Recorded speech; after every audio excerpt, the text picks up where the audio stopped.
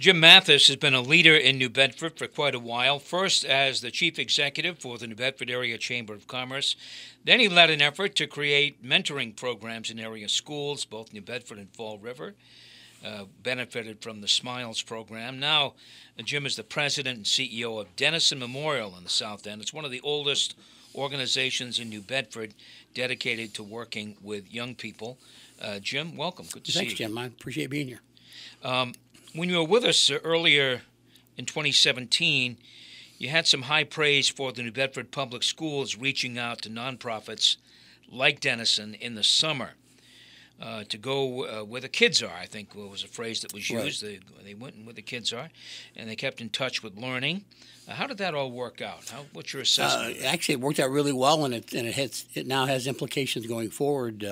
Last summer, going into the summer, Dr. Durkin wasn't happy with how well the summer educational programs went the prior summer. They just struggled to get kids to come into school buildings in the summer when the kids didn't have to be there. Understandable. I probably was like that when I was a kid. Matter of fact, I know I was. So what she did was she placed 2 New Bedford Public School teachers in Dennison, and we had them in our building whenever we were open. When the kids went on field trips, the teachers went on the field trips with them. And one is a math teacher, the other's an English teacher. I wasn't sure how our kids would respond, but as I said, I'm sure when I visited with you last year in recapping the program, we ended up having over 100 kids from Dennison who participated in that program. And then the school department took a look at how well it worked out based on not only how significantly they participated, we tracked how many hours they spent every day, every week, every month, but also by measuring improvements in their academic performance in the area, in the 2 subject areas, math and English. And it worked. I mean, it worked really well and in significant numbers of children. What that has now led to was, since summer ended, I've been focused on trying to find funding and was able to find funding in order to be able to hire those exact same 2 teachers. And beginning this next week, from early January, the middle of January, all the way through the end of the school year, those same 2 teachers will be coming to Dennison now every day after school, working for us because of the grants that we received. Mm-hmm. And they'll be working with any kid from Dennison who needs help on their homework or on any subject matter, but focusing primarily on English and also on math. So did they say that last year was like a one-shot deal and this year you had to pay for this yourself, or how did that? Well, no, my sense is that it worked so well, and the response from the school department was so positive that I actually, expect that they'll consider doing it again. Now, having said that, Dr. Durkin, it was her initiative, and she's not going to be there anymore. So, that's June, no? It'll be somewhat in flux, and someone else will be making those decisions for this summer's programming. We're certainly going to approach them about it.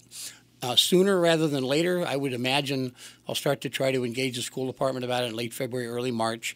But I don't know how much Dr. Durkin or folks who work with her are going to be able to say about it going into the summer. And the reason I want to start early is that if we're anticipating similar success with the after-school initiative, and I need to find out if I need to go out into philanthropic markets to try to find funding so we can continue this through the summer. I will say this, that our board and the team I work with, we are committed to being able to sustain this. We hope we're able to sustain it with school department support. If not, then the challenge falls back on us to find the money. You sad to see Pia Durkin leave New Bedford? I am. I thought she did a good job. I know she's been controversial, but a lot of that has to do with the fact that she's tough. I mean, she is hard-nosed. She's a professional educator. She had some strong ideas in terms of what she felt needed to be done in New Bedford, and her record has been one of progress. I know that there are a lot of people, in particular people who work in the system, who've been very critical. And you don't ever like seeing that.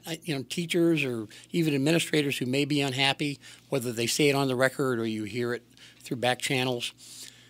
But for me, and what has been driving me now for a long time, is the bottom line is what I care about is how are our kids doing in school.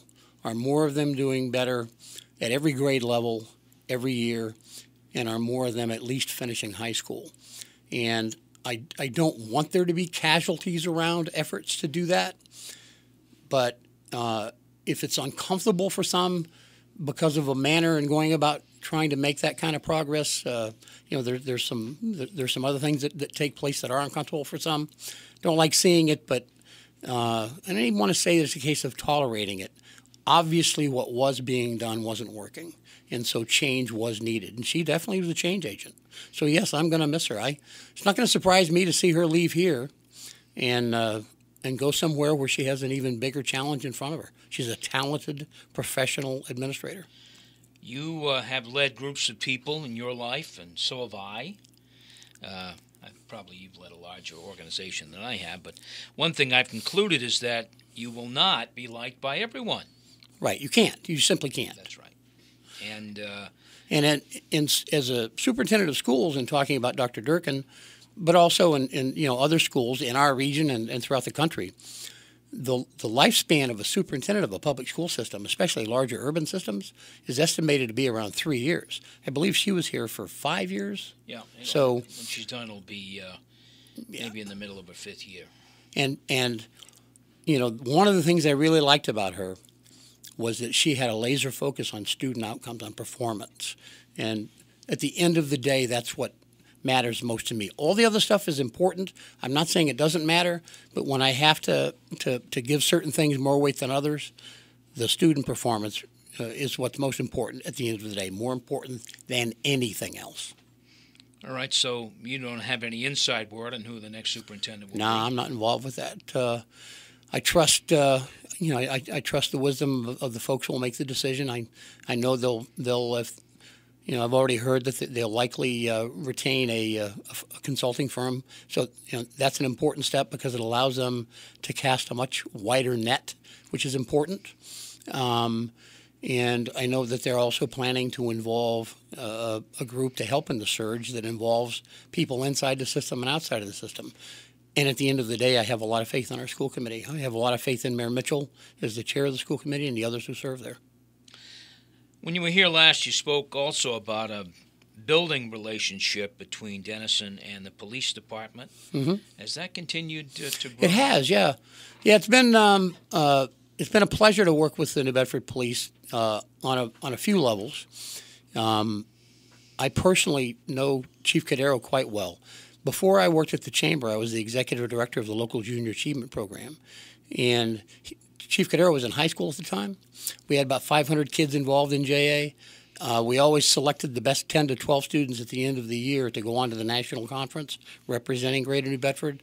And I believe all 4 years of his high school, he was one of those selected. So clearly I've known the chief since he was, wet behind the ears and very dedicated, determined, accomplished, mature beyond his years even when he was younger. That relationship's been really good for me and for Dennison because he wants his police department to have a stronger presence in the community rather than just police officers, in a cruiser or a blue uniform with a badge on the front of it. He wants them to be seen as the people that they are. What has helped us do that is, one, a formal program that actually the YWCA spearheaded, where the police department, representatives of the police department, and young people from New Bedford got together and interacted with each other in a formal setting. That took place at Dennison. So, we were able to collaborate in that manner. And then also we have some Dennison alum, some men on the New Bedford police force who come in still all the time. One of them is our basketball coach for the city team. Dennison sponsors a city team, and he's the coach of that team. And so they're frequently, in the building too. And there have been times when we've called on them for help, with a specific kid, and they're right there to do it. I think that's an important part. If you talk to most of the cops, and I know if you talk to the chief, and the same is true for the sheriff, they would prefer dealing with the younger people so they don't end up dealing with them later on. What do you think that presence gives the young people who go to Dennison, the hundreds of young people that go to Dennison? seeing police officers and being comfortable in interacting with them can be really powerful, because I think that, especially kids who come from tough neighborhoods like where Dennison is located, I think part of what's ingrained in the folks who live there, including the kids, is that it's an us versus them. And so I'm sure when they see a police officer, especially if the police officer happens to, for some reason, to be focused on them, even if it's just to say hello, the tendency is to be afraid. Or if in some kids who are street smart and have a little bit of spunk to them, they might even say or do some things that they shouldn't do, trying to exercise a little bravado. When they actually meet them and they're just people, it's just like any other relationship that you can develop, and you begin to not see those trappings of a badge and a uniform and a police cruiser. You just see somebody who cares about you. You're listening to Jim Mathis, the president of Dennison Memorial in New Bedford. And this is Townsquare Sunday. I'm your host, Jim Phillips. Where does your funding come from? How important are the private donations? And what should people do if they want to help out? Well, funding is critical. I mean, that's the reason why I am even at Dennison. It was 3 years ago. I got asked if I'd go and if I might be able to help them develop some funding streams through, philanthropy, writing grants, just diversifying the funding streams as well as increasing them, because Dennison was, frankly, at risk of closing. We've made a lot of progress, but we're not completely out of the woods. Our funding streams come from individuals who make donations. Checks seem to come in like every week for $15, $20, $25 from people who I've never met, who I don't know, but who have a connection with Dennison. There's some very generous foundations in the New Bedford area that support us every year with sizable checks. We pursue grants from larger foundations and organizations that are not located here in the South Coast, but who are investing in our region and in our kids. Mm-hmm. We've been very fortunate with Representative Cabral and Senator Montigny have pursued an earmark for Dennison specifically to support our after-school academic programming. We didn't receive that last year, which was a setback, but by all that we're reading, it will come through this fiscal year for us. Mm-hmm. And we do a couple of major events. We just did the Founders Award, was an all-women committee led by my board chair, Beth Duffy, and my wife also, Lisa Stratton, was involved in that as the co-chair. They put on the single best fundraising event I have ever been part of. They actually brought in, back in November, they brought in over $100,000 net to Dennison. That's a lot of money. It is. And they recognized three individuals, and the three people they recognized were all women. One is a child, a young girl who attends Dennison.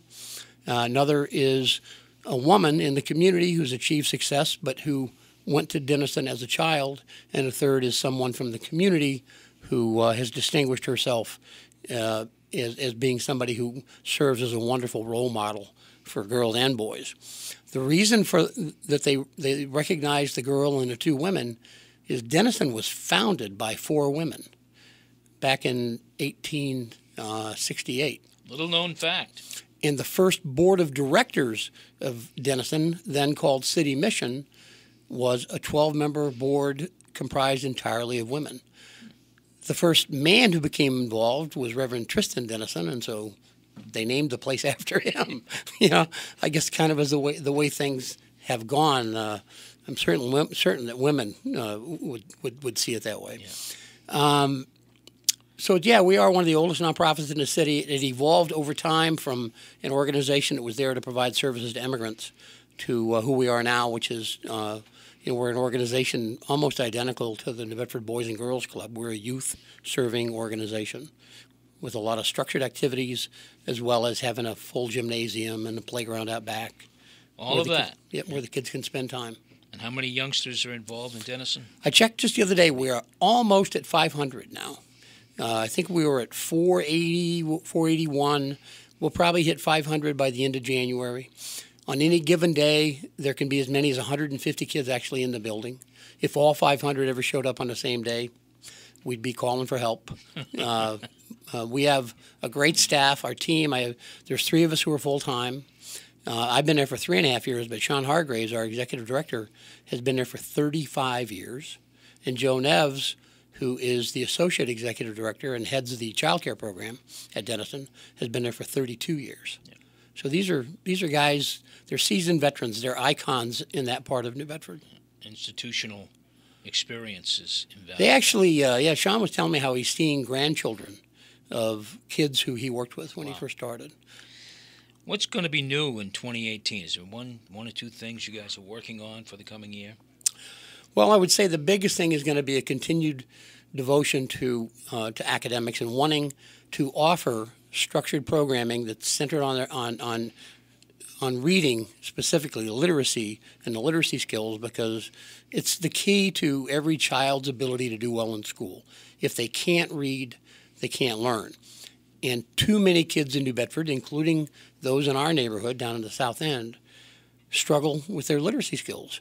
So we're going to be trying to not just have these teachers come in, but offer other programs as well and incent kids with pizza parties or ice cream or whatever it takes to participate in them, so we can hopefully make them better readers.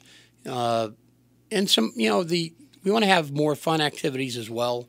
We want to be able to take the kids on more field trips in the summertime, especially. I think this last summer we had somewhere in the neighborhood of 25 field trips for kids from Dennison. They always have a great time, so we like to be able to find more good field trips, and then the trick is being able to afford it, be able to hire the bus, the transportation costs, because they can add up pretty quick. How about you personally? How long are you going to keep doing this?